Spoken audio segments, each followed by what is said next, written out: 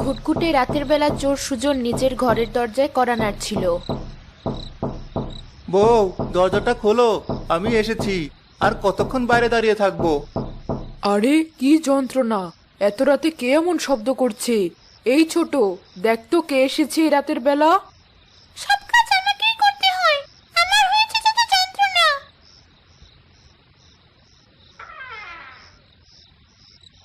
কি গো, এত দেরি করলে কেন? তুমি তুমি এই সময় বাড়ি ফিরলে যে? তোমার তো এখন কোন বাড়িতে চুরি করার কথা? সকালে বাড়ি ফিরবে বলে গেলে, এখন এত রাতে কেন ফিরেছো? এত সুন্দর ঘুমটা নষ্ট করলে। হয়েছে তোমার আলাপ? এখন কি আমি ঘরে ঢুকবো নাকি সব কাহিনী এখানে দাঁড়িয়েই বলবো? হ্যাঁ, ঘরে এসো, বাইরে দাঁড়িয়ে থাকতে তো বলিনি। আমার বাকি দুই বউ এখনো ঘুমোচ্ছে। আরে ওঠো, সর্বনাশ হয়ে গেছে। আজকে এভাবে অবেলায় ফিরে এলে যে?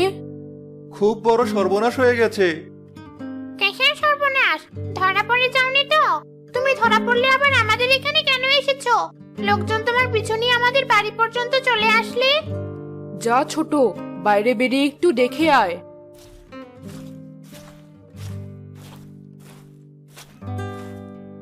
তোমার যত অলক্ষণে কথা, আমি ধরা পড়তে যাব কেন? তাহলে কিসের সর্বনাশ? আজকে চুরি করতে গিয়েছিলাম, কিন্তু তেমন সুবিধা করতে পারিনি। যখন বাড়ি ফিরছিলাম তখন গ্রামের এক চায়ের দোকানে চেয়ারম্যান সাহেবের সাথে একজন পুলিশ অফিসারকে কথা বলতে দেখলাম। পুলিশ অফিসার আমাদের গ্রামে? চেয়ারম্যান সাহেব বলছিলেন আমাদের গ্রামে নাকি চুরি বেড়ে গেছে, এজন্য পুলিশ যে কারো বাড়ি তল্লাশি করে দেখবে। সেখানে যদি কোনো চুরির মালামাল পাওয়া যায় তাহলে তাকেই চোর হিসাবে জেলখানায় বন্দি করা হবে। কই, বাইরে তো কাউকে দেখতে পেলাম না। রাখ তুই তোর কথা। স্বামী, এখন আমরা কি করব? এত রাতে কিছু করতে হবে না, এখন ঘুমিয়ে পড়ো। কাল সকাল হলে সবাইকে বলছি কি করতে হবে।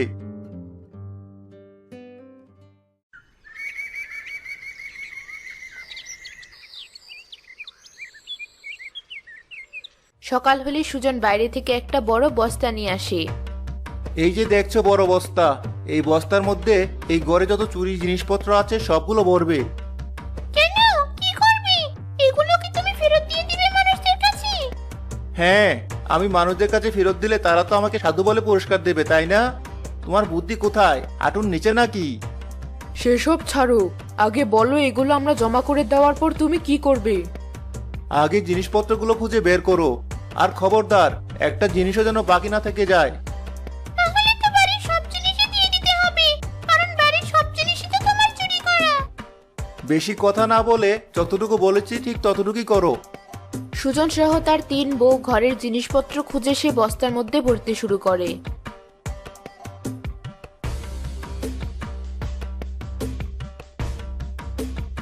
এই গলার হারটা আমার খুবই পছন্দের, এটা এখন বস্তাতে ভরতে হবে?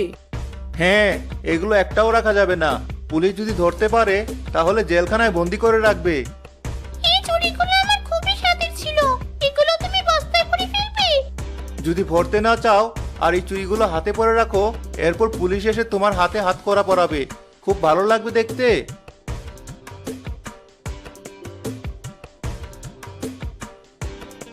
বাড়ির সব জিনিসপত্র ব্যাগের মধ্যে গোছাতে গোছাতে দুপুর হয়ে যায়। যাক, অবশেষে বাড়ির সব চুরির জিনিস তোমারই বস্তার মধ্যে রাখা হয়ে গেছে, আর কিছু নেই। ঠিক আছে, এখন তোমাদের কাজ এই বস্তাটা নিয়ে গিয়ে গ্রামের যে বুড়ি আছে ওই বটগাছের পাশে থাকে তার বাড়িতে রেখে আসা। সেই বুড়ির তো নিজেরই জীবনে ঠিক নেই, তার কাছে আমরা আমাদের এত মূল্যবান সম্পদ রেখে আসবো? এটা কেমন কথা বলছো স্বামী? সেই বুড়ি আমাদের এই এলাকার সবচেয়ে বিশ্বস্ত লোক, সে কখনোই কারো কাজে ধোকা দেয়নি।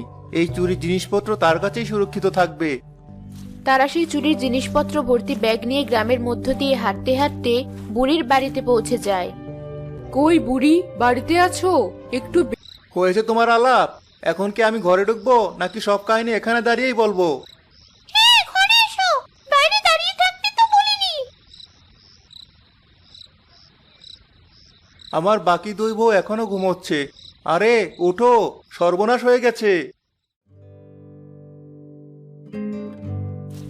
আজকে এভাবে অবেলায় ফিরে এলে যে? খুব বড় সর্বনাশ হয়ে গেছে। কিসের সর্বনাশ? ধরা পড়ে যাওনি তো? তুমি ধরা পড়লে আবার আমাদের এখানে কেন এসেছো? লোকজন তোমার পিছু নিয়ে আমাদের বাড়ি পর্যন্ত চলে আসলে। যা ছোট, বাইরে বেরিয়ে একটু দেখে আয়।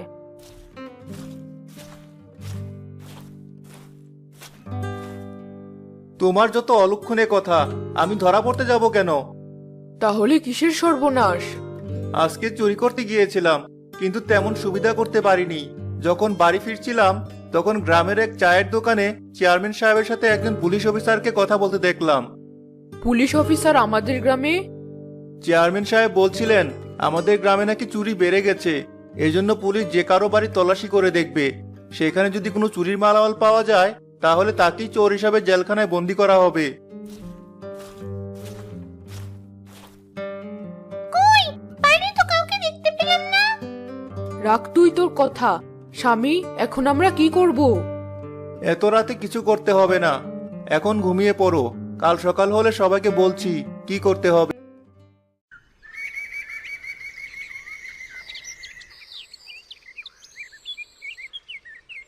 সকাল হলে সুজন বাইরে থেকে একটা বড় বস্তা নিয়ে আসে। এই যে দেখছো বড় বস্তা, এই বস্তার মধ্যে এই ঘরে যত চুরি জিনিসপত্র আছে সবগুলো ভরবে। কেন, কি করবে? এগুলো কি তুমি ফেরত দিয়ে দিবে মানুষদের কাছে? হ্যাঁ, আমি মানুষদের কাছে ফেরত দিলে তারা তো আমাকে সাধু বলে পুরস্কার দেবে, তাই না? তোমার বুদ্ধি কোথায়? হাঁটুর নিচে নাকি? সেসব ছাড়ো, আগে বলো এগুলো আমরা জমা করে দেওয়ার পর তুমি কি করবে? আগে জিনিসপত্রগুলো খুঁজে বের করো, আর খবরদার একটা জিনিসও যেন বাকি না থেকে যায়। তাহলে তো বাড়ির সব জিনিসই দিয়ে দিতে হবে, কারণ বাড়ির সব জিনিসই তো তোমার চুরি করা। বেশি কথা না বলে যতটুকু বলেছি ঠিক ততটুকুই করো। সুজন সহ তার 3 বউ ঘরের জিনিসপত্র খুঁজে সে বস্তার মধ্যে ভরতে শুরু করে।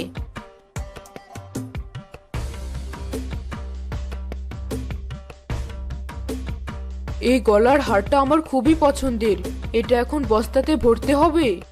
হ্যাঁ, এগুলো একটাও রাখা যাবে না। পুলিশ যদি ধরতে পারে তাহলে জেলখানায় বন্দি করে রাখবে।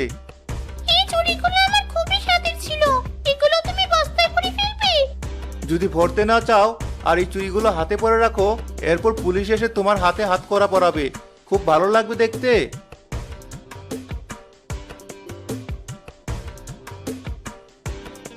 বাড়ির সব জিনিসপত্র ব্যাগের মধ্যে গোছাতে গোছাতে দুপুর হয়ে যায়। যাক, অবশেষে বাড়ির সব চুরির জিনিস তোমারই বস্তার মধ্যে রাখা হয়ে গেছে, আর কিছু নেই। ঠিক আছে, এখন তোমাদের কাজ এই বস্তাটা নিয়ে গিয়ে গ্রামের যে বুড়ি আছে ওই বটগাছের পাশে থাকে তার বাড়িতে রেখে আসা। সেই বুড়ির তো নিজেরই জীবনে ঠিক নেই, তার কাছে আমরা আমাদের এত মূল্যবান সম্পদ রেখে আসবো? এটা কেমন কথা বলছো স্বামী? সেই বুড়ি আমাদের এই এলাকার সবচেয়ে বিশ্বস্ত লোক, সে কখনোই কারো কাজে ধোকা দেয়নি। এই চুরি জিনিসপত্র তার কাছেই সুরক্ষিত থাকবে। তারা সেই চুরির জিনিসপত্র ভর্তি ব্যাগ নিয়ে গ্রামের মধ্য দিয়ে হাঁটতে হাঁটতে বুড়ির বাড়িতে পৌঁছে যায়। কই বুড়ি, বাড়িতে আছো? একটু বের হও, তোমার সাথে কথা আছে। কে ডাকছে আমায়? ও, তোরা তো সুজনের 3 বউ। কি হয়েছে? কি মনে করে এলি? আমরা কয়েকদিনের জন্য বাড়ি থেকে একটু বাইরে যাব, কিন্তু আমাদের এই বস্তার মধ্যে কিছু গুরুত্বপূর্ণ জিনিস আছে, এগুলো তোমার কাছে রেখে যাচ্ছি। এই গ্রামে তোমার থেকে ভালো বিশ্বস্ত লোক আর কে আছে বলো? তা তো ঠিকই বলেছিস, এই বস্তা আমার বাড়ির ভেতরে দরজার পাশে রেখে যা। আর শোনো, এই বস্তা যখন আমরা 3 জন নিতে আসবো তখন আমাদেরকে দেবে, এছাড়া কাউকেই দেবে না, বুঝতে পেরেছো? ঠিক আছে, এখন যা, আমার আরো কাজ আছে। মনে করে বস্তাটা নিয়ে যাস, বেশি দিন আমি আবার রাখতে পারবো না, আমার ঠিক নেই কদিন বাঁচি। বড় বউ সে বস্তাটা বুড়ির দরজার পাশে রেখে তাদের বাড়ির উদ্দেশ্যে চলতে শুরু করে। এভাবেই দিন পেরিয়ে যেতে থাকে। বুড়ি অপেক্ষা করতে থাকে কখন সুজনের সেই 3 বউ আসবে আর তাদের রেখে যাওয়া ব্যাগটা নিয়ে যাবে। অর্ধেক মাস তো পেরিয়ে গেল, এরপরও কারো আসার খবর নেই। ভিতরে কি আছে সেটা তো আমি দেখতেও পারবো না। অন্যদিকে সুজন এখন চুরির কাজ বাদ দিয়ে জমিদারের জমিতে কাজ করতে শুরু করেছে। সুজন মাঠে কাজ করতে থাকে আর বলতে থাকে, কি দিন এসে পড়লো, এখন গ্রামের পুলিশের ভয়ে আমাকে এই দুপুরের রোদে কষ্ট করে কাজ করতে হচ্ছে। না, এসব কাজ আমাকে দিয়ে হবে না। এত তাড়াতাড়ি ফিরে এলি যে? জমিদারের কাজ শেষ হয়ে গেছে? ওসব কাজ আমাকে দিয়ে হবে না। এক কাজ করো, তুমি সেই বুড়ির বাড়িতে গিয়ে বস্তা থেকে কয়েকটা স্বর্ণের গহনা নিয়ে এসো। সেগুলো বিক্রি করে আমরা কয়েকদিন চলতে পারবো। ঠিক আছে, তুমি যেহেতু বলছো তাহলে আমি গেলাম। ছোট বউ বুড়ির বাড়ির দিকে হাঁটতে থাকে আর মনে মনে চিন্তা করে, সেই বস্তার মধ্যে অনেকগুলো স্বর্ণ অলংকার আর টাকা আছে। সেই সবগুলো যদি আমার হয়ে যায় তাহলে আমার এখানে ওই বড় 200 দিনের অত্যাচার সহ্য করে থাকার কোনো প্রশ্নই ওঠে না। এটাই ঠিক হবে, আমি বরং সেই বস্তা নিয়ে পালিয়ে যাই।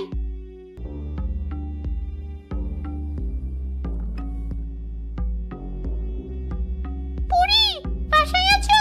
আমি তো আমার রেখে যাওয়া বস্তাটা নিতে এসেছি। আরে সুজনের ছোট বউ নাকি? বস্তা তো নিতে এসেছিস ভালো কথা, কিন্তু তোর সাথের 2 সতীন কই? তোরাই তো বলে গিয়েছিলি আমি যেন তোদের 3 জনকে ছাড়াই বস্তা না দেই। বুড়ির এমন প্রশ্ন শুনে ছোট বউ চিন্তায় পড়ে যায়।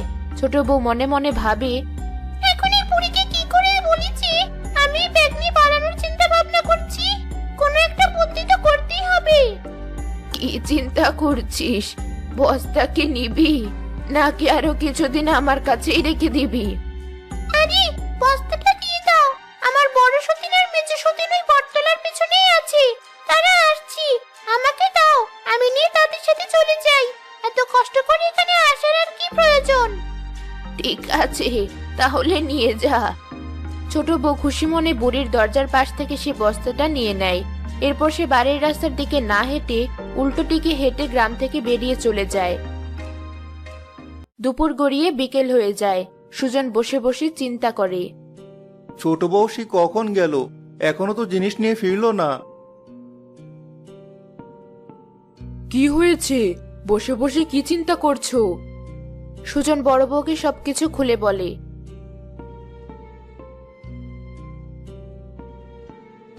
করেছো কি? আমার তো মনে হয় ছোট বউ সবকিছু নিয়ে পালিয়েছে। চলো বুড়ির বাড়িতে গিয়ে দেখে আসি।